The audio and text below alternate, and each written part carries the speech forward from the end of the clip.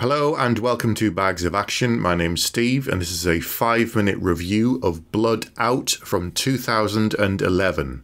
The film is written and directed by Jason Hewitt. Predominantly he seems to have been a producer who's worked on a number of big films that you might recognise. Odd Thomas, some Nicolas Cage films. He's been doing that for a good number of years, all the way back to the early 2000s, but this is one of his only 6 directing credits. The film has an interesting cast with Luke Goss in the lead. Also, the supporting cast includes Val Kilmer, 50 Cent, Vinnie Jones, Tamer Hassan, AnnaLynne McCord, Ed McQuinn, and Ryan Donowho. There's also an appearance by Bobby Lashley, who plays a character called Hector. Bobby, for those who don't know, is a former ECW and WWE wrestler. He's an extremely large, muscular man who in this film plays to the stereotype and doesn't really have a lot to say, but gets to show off some of his fighting skills and his muscles. So what is the film about? Luke Goss in the lead plays local small-town Sheriff Michael Savion, whose brother is estranged from him because he's involved in crime. And many times in the past he's attempted to get his brother out of the life, had him in rehab and all sorts of things, and it hasn't ever stuck. So obviously he's naturally quite sceptical when his brother comes to him and says he wants to get out. But in this case he's serious because he has a girlfriend, she's pregnant, he has a wedding ring all set, and he's going to get married, and that's it. So he's happy for him, they start to reconnect, and then his younger brother has to go and do one final job. As it turns out, it is a trap because he's surrounded by his boss and all of his gangmates. He explains that he wasn't a rat to the police, that the police officer was his brother, and in fact he wants to leave the gang and he wants to do it the honourable way. But the problem is the only way you can leave the gang is if you're dead. So they then beat him up and then shoot him through the back. Or rather, it's Vinnie Jones's character Zed who shoots him twice in the back and repeats the phrase "blood in, blood out," which comes up again at the end of the film. At this point I didn't have too many issues with the film because it was fairly simple and straightforward. Some of the dialogue was a bit hokey, also the sound quality wasn't good for some reason. A lot of the characters seemed to mumble, so I had to put the subtitles on because I was having real difficulty following what they were doing. The first couple of scenes were quite action filmed and there's quite a harrowing moment. However, that was sort of brushed under the carpet and they didn't really touch on that again thereafter. I think it was supposed to create a bit of a shock and to start the film with a bang to hook you in.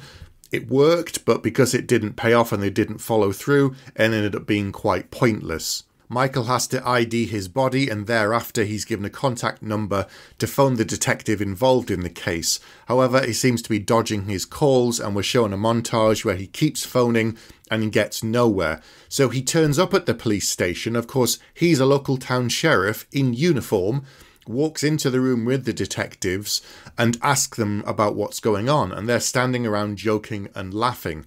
And the officer in charge of the case is played by Curtis Jackson, 50 Cent. This is where the film goes really pear-shaped because he asks what's going on, he doesn't get anywhere, and so he insults the cops and says they're not doing their job. They then punch him and taser him and then lock him in a bathroom for a few hours to cool down.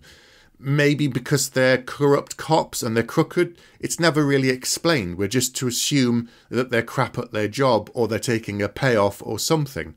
I don't really know.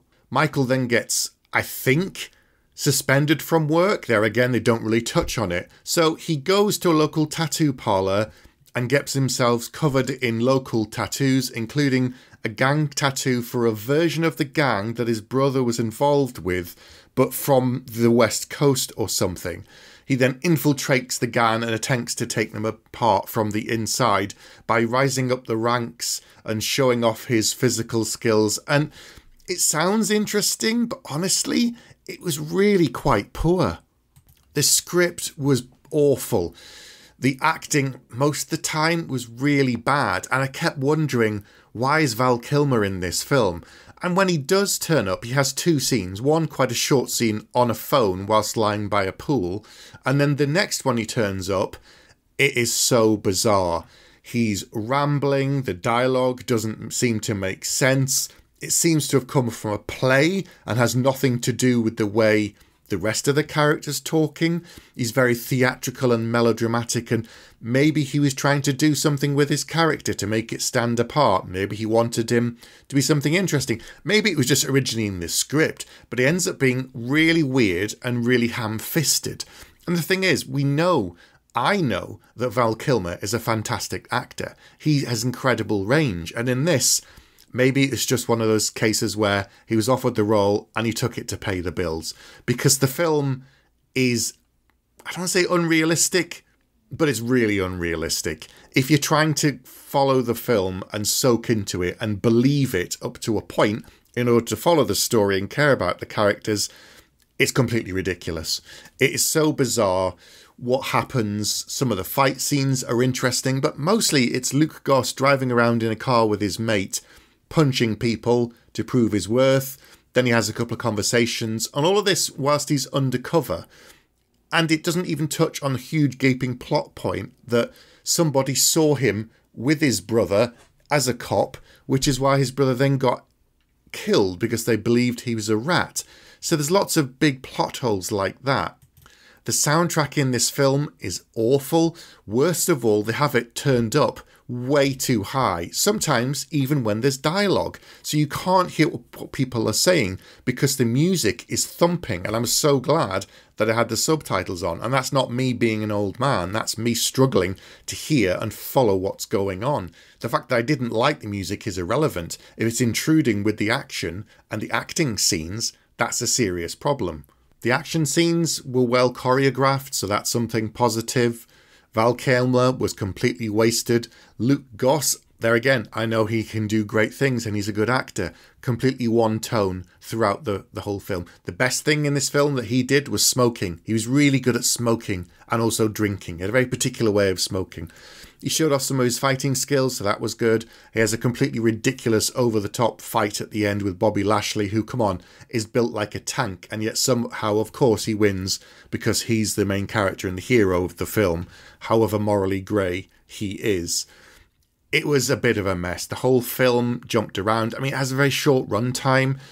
If you watch it and you've had a few beers, maybe it can just watch over you and you won't mind it too much, but otherwise it's really not worth your time. It's just a bit of a mess, and I struggled to care about anything.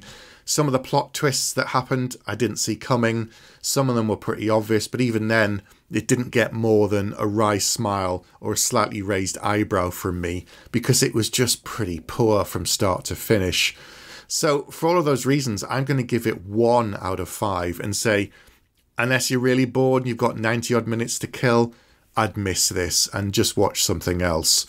Have you seen Blood Out? If so, get in touch and let us know. Contact us in all the usual ways, by email, we're on Facebook, we're on Twitter. Obviously, don't forget to like and subscribe and follow this channel and hit that bell for notifications so you get updates on our weekly episodes.